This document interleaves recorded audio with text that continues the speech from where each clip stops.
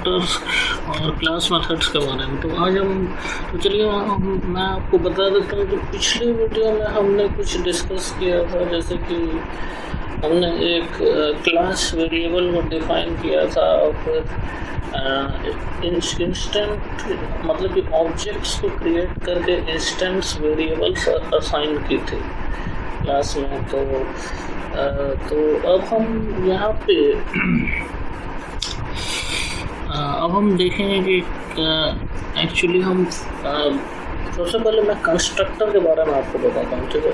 तो कंस्ट्रक्टर को आप देखिए, जैसे कि मैंने यहाँ पे क्या क्या किया था। जैसे कि मैंने एक आप देख सकते हैं कि एक ऑब्जेक्ट क्रिएट किया था, ठीक है, और उस ऑब्जेक्ट में मैंने ये पूरी वैल्यू को असाइन किया था, ठीक है। लेकिन अगर मुझे इतना मतलब कि लिखना नहीं चाहिए, मैं नहीं लिखना चाहता हूँ इतना, ठीक है, तो आप सिंगल गो में पूरे वेरिएबल को भेज सकते हैं। तो उसके लिए आपको क्या आता है कि उसके लिए अगर आपको सिंगल मतलब एक ही बार में आप चाहते हैं कि ये पूरा जो वेरिएबल्स जो है ये असाइन हो जाए, मतलब कि आपके ऑब्जेक्ट को, तो उसके लिए आप कंस्ट्रक्टर का यूज़ करते हैं। देखिए, आप ऑब्जेक्ट यहाँ भी क्रिएट कर रहे हैं, लेकिन ये जो असाइनिंग पार्ट है ये आपको नहीं करना पड़ेगा। ये मैं बता रहा हूँ कैसे। वो उसके लिए मैं सबसे पहले क्या करता हूँ, देखिए मैं बताता हूँ कि मैं यहाँ पे जाऊँगा, तो यहाँ पे मैं लिखूँगा, यहाँ पे मैं इनिट को डिफाइन करता हूँ, ठीक है। तो मैंने यहाँ पे इनिट को डिफाइन कर लिया।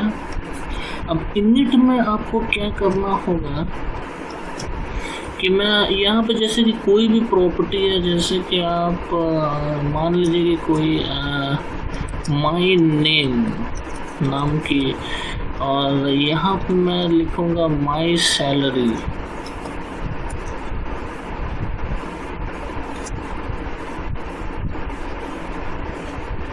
यहाँ पे मैं लिख देता हूँ माई सैलरी,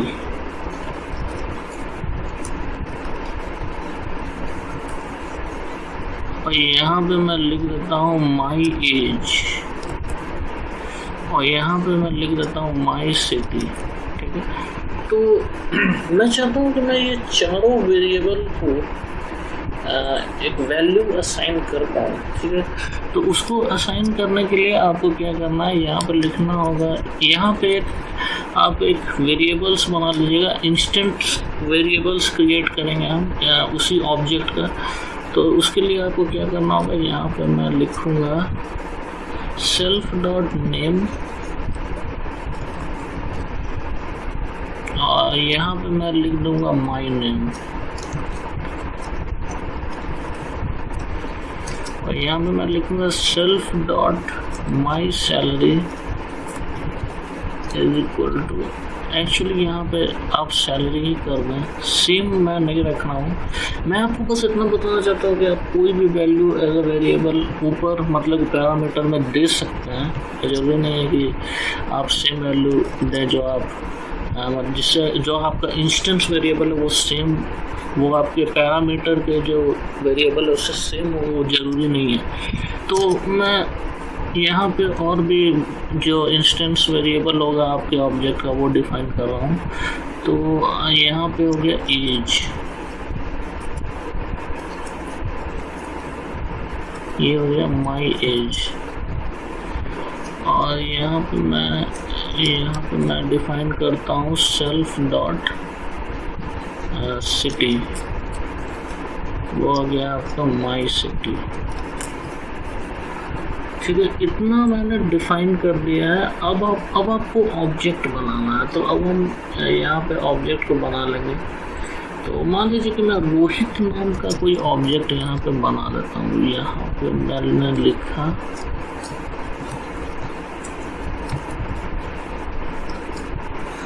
और यहाँ पे मुझे देना होगा, तो मुझे ये 4 पैरामीटर की वैल्यू को असाइन करनी होगी। तो यहाँ पे आपको जैसे कि सेम तरीके से करना है, बस आपको पैरामीटर देना होगा यहाँ पे, ठीक है। तो मैं यहाँ पे पैरामीटर देता हूँ और फिर हम आगे बढ़ेंगे। तो क्या क्या है मेरा, तो नेम जो है जो कि रोहित है, और यहाँ पे नेक्स्ट है हमारा सैलरी है, एज है और सिटी है।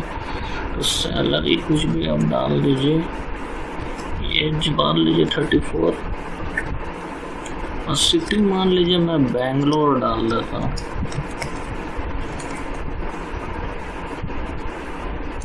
तो अब आप क्या कीजिएगा कि अगर मैं प्रिंट करूँ, जैसे कि रोहित की डिक्शनरी को प्रिंट कर लूँ मान लीजिए,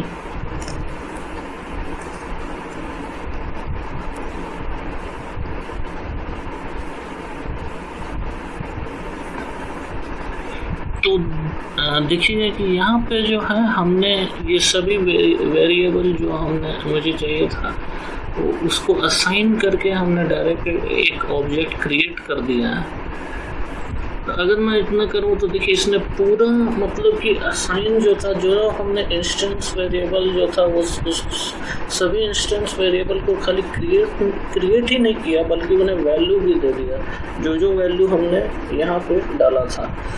तो देखिए आपको इतना नहीं लिखना पड़ा जितना कि आपको लिखना पड़ा था, एक एक वेरिएबल को असाइन करने की नई ज़रूरत पड़ी। तो ये जो हमारा कंस्ट्रक्टर है ये ऑटोमेटिकली कॉल्ड होता है, ठीक है। तो ये ऑटोमेटिकली अगर आप खाली यहाँ पे ये मतलब कि लिखिएगा तो ये ऑटोमेटिकली ये वैल्यू जो होता है, ये जहाँ पे आपको जितना भी वेरिएबल का वैल्यू है वो इसमें चला जाता है और साइन हो जाता है, ठीक है। तो उसे आपको यहाँ पे एक सेपरेट वे में उसी तरह से आप सेपरेट ऑब्जेक्ट बना सकते हैं। जैसे कि मान लीजिए मैं रमेश का एक ऑब्जेक्ट बना देता हूँ,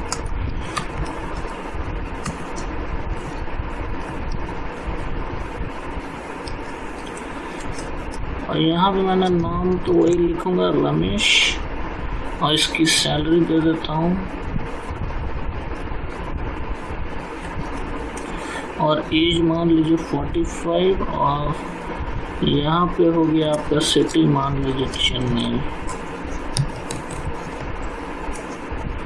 तो इतना करके अब मैं इससे भी प्रिंट कराना चाहूँगा। मान लीजिए मुझे मान लीजिए कि डिटेल चाहिए रमेश नाम के एम्प्लॉय का, तो मैं यहाँ पे लिखूँगा RAMESH.DICT,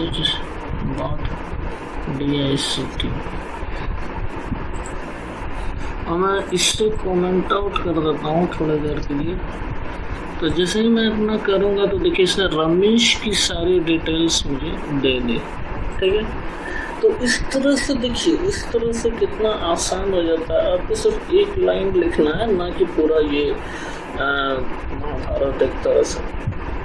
तो देखिए, तो अब ये इस तरह से आप कंस्ट्रक्टर को डिफाइन कर सकते हैं। तो इसके बाद मैं आपको बताना चाहूँगा कि फंक्शंस, अगर आपको मान लीजिए कि कोई फंक्शंस डिफाइन करना है इसके अंदर, तो उसको हम कैसे कीजिएगा। तो मैं यहाँ पर मान लीजिए कोई फंक्शन डिफाइन करता हूँ। यहाँ पर मान लीजिए कि डिटेल्स नाम का एक मैं फंक्शन डिफाइन करता हूँ, इसमें मैं सेल्फ लिखता हूँ, ठीक है। और फिर मैं ये करके नीचे चला जाता हूँ। यहाँ पे आप इससे क्या कीजिए, हम इसे अलग डिफाइन करेंगे, ठीक है। तो मैं यहाँ पे जाके मान लीजिए मैं लिख देता हूँ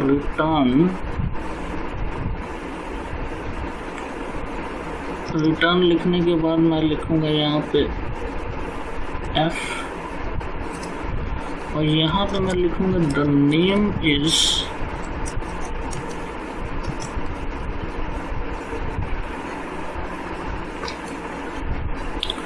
मान लीजिए कि मैंने लिख दिया यहाँ पे जो आपका सेल्फ डॉट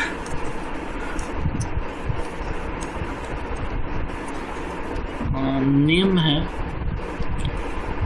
और मान लीजिए कि इसके बाद आपने लिख दिया द सिटी इज, और फिर इधर आपने लिख दिया जो सेल्फ डॉट सिटी है, और मान लीजिए आपने यहाँ पर लिख दिया द एज इज,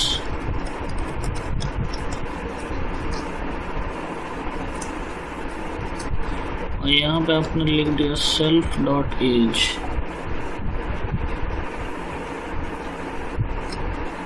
तो इतना लिख के मैंने ये क्लोज कर दिया है।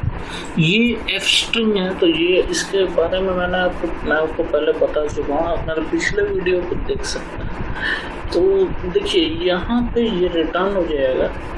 तो अब हमें क्या करना होगा, अब देखिए, अब जैसे कि मुझे मान लीजिए कि कोई ऑब्जेक्ट का डिटेल्स चाहिए मुझे, जैसे कि मान लीजिए मैं रमेश नाम का कोई ऑब्जेक्ट का डिटेल चाहता हूँ, तो उसके लिए मुझे बस इतना प्रिंट लिखना होगा, यहाँ पे प्रिंट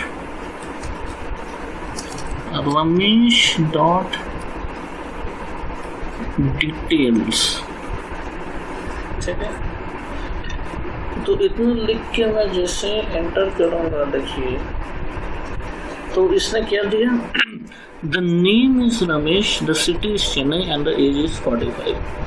तो इसने एक मतलब कि अलग ही फॉर्मेट में इससे आप केवल मतलब डिटेल्स नहीं मतलब कि गेट कर सकते हैं ऑब्जेक्ट्स या किसी भी एम्प्लॉय का जिसका आपने ऑब्जेक्ट्स क्रिएट किया है, बल्कि उसका एक फॉर्मेट में आप डिटेल्स को गेट कर सकते हैं। तो वही हमने यहाँ पे किया है। तो अब हम आ जाते हैं, अब हम थोड़ा सा देखेंगे क्लास फंक्शन के बारे में, जिसको क्लास मेथड्स भी आप कहते हैं।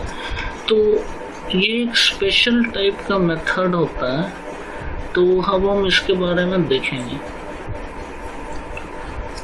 तो चलिए अब आ जाते हैं। तो यहाँ पे आप देखिए, पहले मैं आपको 2-3 चीज़ें बता देना चाहता हूँ, क्योंकि मैं पहले भी डिस्कस कर चुका हूँ। मैंने आपको बताया था कि अगर हम क्लास में कोई भी वेरिएबल क्रिएट करते हैं, ठीक है, तो क्लास का जो इंस्टेंस वेरिएबल होता है वो सभी ऑब्जेक्ट शेयर करते हैं, वो कॉमन होता है सभी में। उसे हम किसी एक ऑब्जेक्ट के लिए नहीं क्रिएट कर सकते हैं। अब क्लास वेरिएबल सभी के लिए होता है। तो जैसे कि मान लीजिए मैंने यहाँ पे प्रिंट कराया रोहित डॉट लैंग्वेज, ठीक है। तो देखिए क्या देगा यहाँ पे, तो ये जो कॉमन जो लैंग्वेज जो है इंग्लिश, ये सभी मतलब कि आपके ऑब्जेक्ट्स के लिए, रोहित हो, रमेश हो या और भी दूसरे ऑब्जेक्ट आपने बनाया हो, तो वो डेफिनेटली इंग्लिश ही देगा, ठीक है। लेकिन मैंने आपको बोला था कि अगर आप इसे ओवरराइट करने की कोशिश करते हैं, ठीक है, मान लीजिए कि आपने यहाँ पर लिखा और इसे आपने कर दिया स्पेनिश, ठीक है, और फिर आपने ये सेम स्टेटमेंट को यहाँ पे कंट्रोल से करके मैं यहाँ पे कंट्रोल भी कर देता हूँ। तो मैंने आपको बताया था कि इसने एक रोहित का एक अलग से इंस्टेंस वेरिएबल क्रिएट कर दिया है जो कि लैंग्वेज नाम का है, उसमें ये इसने स्पेनिश असाइन कर दिया है, ठीक है। लेकिन उससे मैंने आपको बताया था कि क्लास वेरिएबल पे कोई फ़र्क नहीं पड़ा था, ठीक है। आपका कि जो क्लास वेरिएबल जो था, जैसे कि मेरा क्लास वेरिएबल जो है इसमें आपको कोई फ़र्क नहीं दिखेगा, वो इंग्लिश ही रहेगा। तो क्या हम ऐसा कर सकते हैं कि हम ऑब्जेक्ट्स की मदद से मतलब कि चेंज कर पाएँ क्लास के वेरिएबल को? तो उसी के लिए हम यहाँ पे एक क्लास मेथड्स को क्रिएट करते हैं। तो उसी क्रिएट करने के लिए मैं आपको बताता हूँ कि क्या करना होगा हमें। तो हम नीचे जाएंगे यहाँ पे, तो हम सबसे पहले आपको यहाँ पे लिखना होगा @ क्लास मेथड, ठीक है। और ये लिख के आप नीचे जाइएगा, यहाँ पे आप फंक्शन डिफाइन कीजिए। तो मैं मान लीजिए कि मैं क्लास वेरिएबल्स के डिटेल लैंग्वेज को चेंज करना चाहता हूँ, तो मैं यहाँ पे लिखूँगा न्यू लैंग्वेज नाम का एक फंक्शन बना के यहाँ पे मैं लिखूँगा माई लैंग्वेज, ठीक है। अब मैं यहाँ पे आऊँगा और यहाँ पे मैं लिखूँगा CLS dot language is equal to my language. तो ये हो गया हमारा एक क्लास मेथड। तो मैं इससे क्या कर रहा हूँ कि इस लैंग्वेज को मैं चेंज कर रहा हूँ। तो अब आप कैसे कीजिएगा इससे, तो मैं यहाँ पे मुझे क्या करना होगा कि मैं लिखूँगा रोहित, जैसे कि मैंने लिखा रोहित डॉट जो हमारा जो न्यू लैंग्वेज है। देखिए आप यहाँ पे आइएगा तो आपको ये पूरा डिटेल्स मिल जाएगा। तो न्यू लैंग्वेज फंक्शन को मैं लिखूँगा यहाँ पे, और मैं यहाँ पे लिख दूँगा कि क्या लैंग्वेज मैं सेट करना चाहता हूँ। तो मान लीजिए मैं स्पेनिश सेट करना चाहता हूँ। स्पेनिश मैंने ऑलरेडी किया हुआ है। तो मान लीजिए कि मैं कोई दूसरा लैंग्वेज रशियन सेट करना चाहता हूँ, ठीक है। तो यहाँ पे रशियन में लिख के जब मैं यहाँ पे प्रिंट कराऊंगा, सबसे पहले मैं अच्छा चलिए वहाँ पे ऊपर जो स्टेटमेंट है तो मैं इसी को यहाँ पे दोनों को लिख देता हूँ। यहाँ मैंने कंट्रोल एक्स दबाया, यहाँ मैंने कंट्रोल वी कर दिया। तो अब आप देखिएगा कि यहाँ पे क्या होता है। तो सबसे पहले मैं इससे मैं कमेंट आउट कर देता हूँ ताकि आप लोगों को कन्फ्यूज़न ना हो। तो मैंने रोहित के द्वारा क्या किया कि न्यू लैंग्वेज सेट कर दिया, यानी क्लास का जो वेरिएबल जो था, मतलब क्लास का जो लैंग्वेज वेरिएबल जो था उसमें पहले इंग्लिश था, वो रशियन हो जाएगा। तो रोहित का लैंग्वेज मैंने सबसे पहले प्रिंट कराया, फिर क्लास का लैंग्वेज प्रिंट कराया। अब देखिए होगा क्या, देखिए रोहित की लैंग्वेज रशियन ही रहेगी क्योंकि वो मैंने चेंज ही नहीं किया। रोहित के द्वारा जो मैंने चेंज किया है वो मैंने चेंज किया है क्लास का वेरिएबल, ठीक है। तो रोहित की जो लैंग्वेज जो है वो उसकी जो इंस्टेंस वेरिएबल जो असाइन हुई थी जो कि हमने यहाँ की थी, इसीलिए मैंने ये हटाया नहीं था। तो जो रोहित की जो वेरिएबल है वो रशियन ही रहेगी, ठीक है। ये रोहित ऑब्जेक्ट के द्वारा हमने जो क्लास का जो वेरिएबल है उससे चेंज कर दिया, ठीक। तो अब हम नीचे आते हैं। तो मैंने आपको दिखाया कि जो एम्प्लॉय जो हमारा क्लास जो है वो उसकी जो वेरिएबल जो है वो चेंज होके क्या हो गई है, रशियन हो गई है। वो हमने स्पेनिश असाइन की थी, आपने मतलब कि मैंने पहले इंग्लिश थी एक्चुअली, पहले देखिए यहाँ पे इंग्लिश थी लेकिन वो चेंज होके क्या हो गई है, रशियन हो गई है, आप देख सकते हैं। जबकि रोहित की लैंग्वेज क्या है, स्पेनिश है, जो उसकी इंस्टेंस वेरिएबल जो हमने असाइन की थी। तो आपने देखा कि मैंने सिर्फ रोहित लैंग्वेज लिखा, मतलब कि रोहित के मदद से मैंने न्यू लैंग्वेज एक क्लास मेथड एक्सेस की, और उसमें जब मैंने रशियन डाला तो क्या हुआ कि इसने यहाँ पर रशियन आया और हमने क्लास के लैंग्वेज को क्या किया कि चेंज कर दिया, चेंज करके क्या कर दी, रशियन कर दिया, ठीक है। तो इस तरह से हम क्लास का एक वेरिएबल या क्लास का एक मेथड बना के, ठीक है, आप क्लास का वेरिएबल को चेंज कर सकता है। आप सेम यूज़ कर सकता है एम्प्लॉय के द्वारा भी। अगर आप यहाँ पे रोहित की जगह आप अगर एम्प्लॉय लिखेंगे, ठीक है, तो सेम चीज़ होगा। मैं रोहित की जगह अगर यहाँ पे एम्प्लॉय लिखूँगा, सॉरी मैं यहाँ नहीं बोला था, यहाँ अगर एम्प्लॉय लिखूँगा तो सेम चीज़ होगा। तो चलिए अब हम ये इस लेक्चर को ख़त्म करते हैं। मैं अगली बार और भी नए कॉन्सेप्ट्स के साथ आपके सामने आऊँगा। हमारे चैनल को सब्सक्राइब कीजिए ताकि मुझे एनकरेजमेंट मिले, और थैंक्स गाइस मेरे वीडियो को वॉच करने के लिए। कंस्ट्रक्टर्स